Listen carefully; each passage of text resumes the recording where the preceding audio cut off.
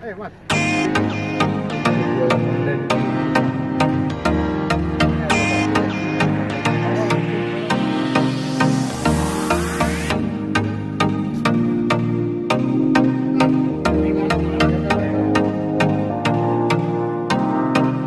Assalamualaikum warahmatullahi wabarakatuh, sahabat bonsai Indonesia. Kembali bersama channel Abadi Bonsai. Hari ini kita akan membahas jeruk kingkit. Jadi jangan di skip karena dalam konten ini mengandung edukasi, baik media, cara penanaman jeruk kingkit. Jadi jangan dilewatkan. Jangan hanya melihat bentuk dari jeruk kingkit ini bagus atau enggak, namun ilmunya yang lebih penting. Jadi kita mulai jeruk kingkit. Ini jeruk kingkit. Kita akan mau ganti media karena terlihat ini sudah agak kusam. Jadi ciri-cirinya adalah daunnya tidak hijau. Ini bisa dipastikan medianya ini sudah keras, jadi unsur haranya sudah berkurang. Untuk media dari jeruk kingkit aja ada beberapa macam, bisa diterapkan semua. Yang pertama, sekedar memakai pasir malang atau pasir kropos ditambah dengan deskastar, ada yang memakai itu. Namun penyiraman harus dijaga. Bisa juga menggunakan pasir sungai yang halus ditambah pupuk kandang sedikit, juga subur. Ini tidak begitu rewel jeruk kingkit, namun perlu dijaga kesuburannya. Apakah tanah itu sudah keras, unsur haranya hilang, segera diganti karena akan berpengaruh pada ranting-ranting. Ini agak terlambat. Ini contohnya, ini ada yang kering. Kalau tidak terlambat tidak akan terjadi kering seperti ini. Jeruk kingkit ini mudah juga penanamannya. Meskipun kita ambil dari lahan tanpa ada media, tidak masalah, sangat mudah tumbuh. Jadi tidak masalah jika penanaman tanpa ada tanah-tanah yang menempel atau enggak, yang habis didongkel dari alam. Tidak masalah, mudah. Namun medianya cukup pasir aja, lalu disungkup dengan plastik.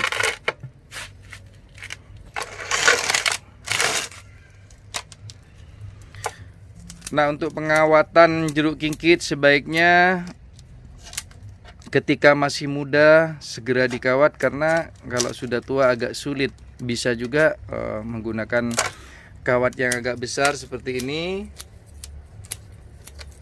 Namun alangkah baiknya cabang masih muda kita kawat. Dan untuk duri-durinya sebaiknya sedapat mungkin jangan dihilangkan ketika pengawatan, karena ketika durinya dihilangkan agak lambat perkembangannya, cabang atau ranting lebih cepat tua. Jadi namun harus berhati-hati karena durinya sangat rapat dan tajam. Nah, itu sahabat bonsai, ini sudah keras.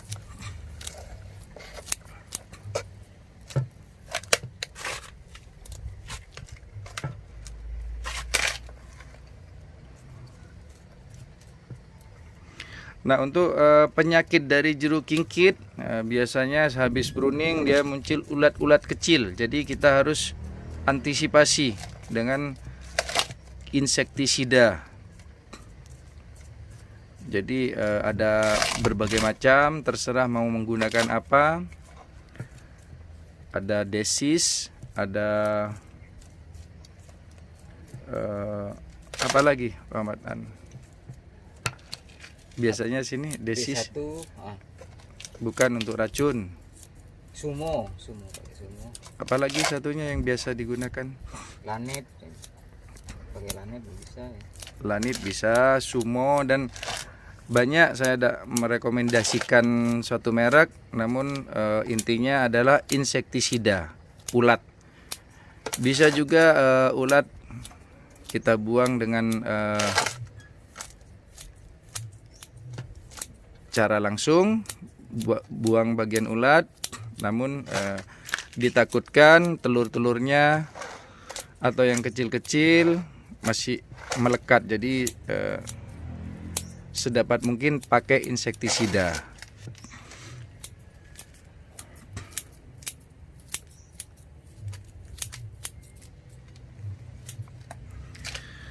Nah, untuk ranting-ranting agak sulit sahabat bonsai,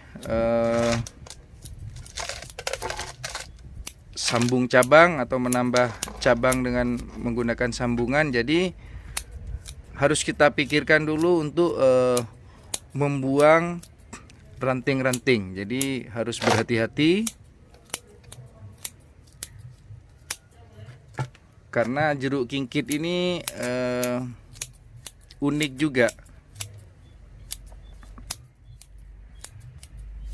Sangat terlihat di kontes-kontes atau milik kolektor atau pebonsai. Pohonnya kecil namun bentangannya atau tingginya juga seperti nggak masuk di akal untuk jenis-jenis lain. Namun terlihat serasi karena memang jeruk kingkit ini untuk mencari bahan yang besar sulit. Jadi meskipun batangnya kecil namun bentangannya biasanya dibikin sepanjang mungkin atau setinggi mungkin. Namun terlihat serasi. Entah kenapa kalau jeruk kingkit itu masih bisa ditoleransi jika baik bentangannya mau tingginya terlalu tinggi juga terlihat asyik gitu. Jadi upayakan ranting-ranting kita pakai semua terlebih dahulu untuk cadangan. Ketika kita ranting ada yang kering, mungkin cabang lain bisa digunakan. Jadi harus sangat berhati-hati karena disambung ini sudah beberapa kali saya sambung, ketika dipotong kering, jadi agak sulit untuk disambung. Jadi ketika ranting banyak ranting, jangan keburu-buru untuk dibuang. Nah itu jeruk kingkit ini hampir sama dengan anting putri, ini bisa dicuci sahabat bonsai. Jadi dihilangkan semua medianya pun aman. Jadi namun tetap pruning dengan disimpan di tempat yang teduh ketika sudah pemotongan akar seperti ini. Nah ketika sudah mulai bersemi, kita latih, kita jemur di setengah panas. Kemudian setelah sangat sehat boleh dipanas full. Nah sahabat bonsai Indonesia, tahap berikutnya kita bersihkan dengan menggunakan air.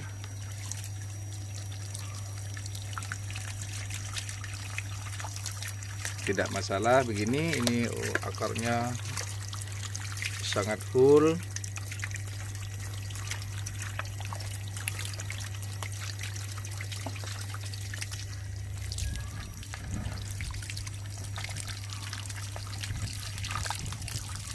Ini dicuci bersih juga tidak masalah, sisakan sedikit juga tidak masalah.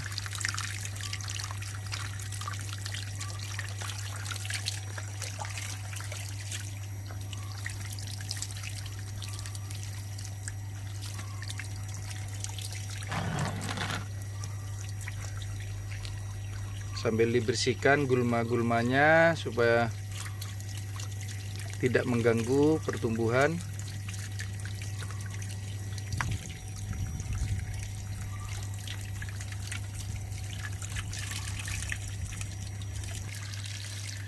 Jeruk kingkit ini yang banyak di hutan di bagian atas, terutama di wilayah Sulawesi. Saya pernah membeli jeruk kingkit bakalan dari sana. Mungkin awalnya dari buah yang dibawa oleh burung, sehingga tumbuh liar dan banyak. Bagi orang Sulawesi, terutama di Luwuk Banggai, Toli-Toli itu di hutannya saya lihat banyak sekali masih jeruk kingkit liar. Namun kalau di Jawa ini biasanya di rumah-rumah penduduk atau rumah-rumah kuno zaman Belanda ini biasanya ada yang besar-besar masih.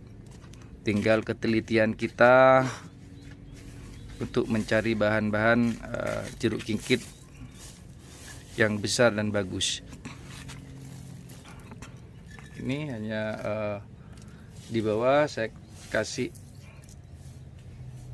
pasir malang atau pasir kropos biar air tidak mengendap, langsung turun melalui lubang-lubang saringan. Nah, untuk medianya sahabat bonsai, saya pakai pasir malang dicampur dengan pupuk kandang. Diupayakan lebih banyak pasir malangnya.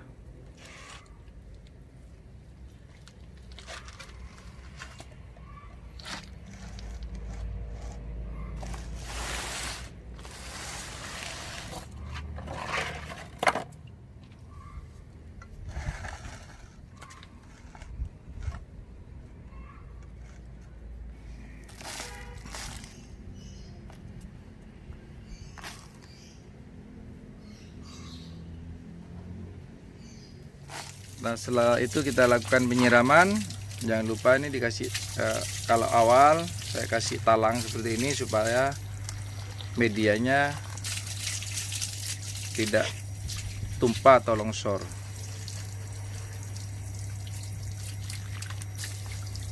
Pastikan tanah benar-benar penuh sampai ke akar, karena jika di bawah longgar bisa ditempati semut atau hewan, dan akar-akar yang tidak ada media akan kering dan tentunya berpengaruh kepada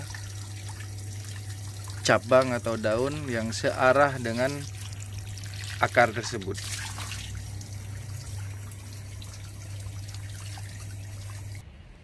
Nah, sahabat bonsai, langkah terakhir adalah pruning. Karena akar banyak yang terpotong, untuk menyuburkan dan supaya tidak terjadi stres, kita pruning semua daun-daun jeruk kingkit ini. Nah, pruning jeruk kingkit jangan asal pruning, jadi harus hati-hati.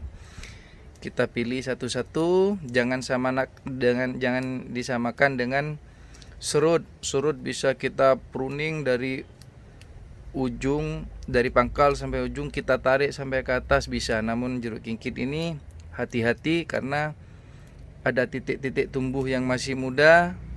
Kalau disamakan dengan serut, dikhawatirkan tunas itu atau titik tumbuh itu tidak akan berkembang atau tumbuh lagi. Nah, sahabat bonsai Indonesia, itu aja konten kali ini tentang jeruk kingkit. Mungkin ada yang berpengalaman, berbagi ilmu, monggo ditulis dalam komen. Mungkin ada kekurangan atau saran atau pengalaman pribadi, monggo saling berbagi di kolom komentar. Sekian sahabat bonsai Indonesia, semoga ini bermanfaat. khususnya bagi pencinta bonsai Indonesia. Sekian, assalamualaikum warahmatullahi wabarakatuh.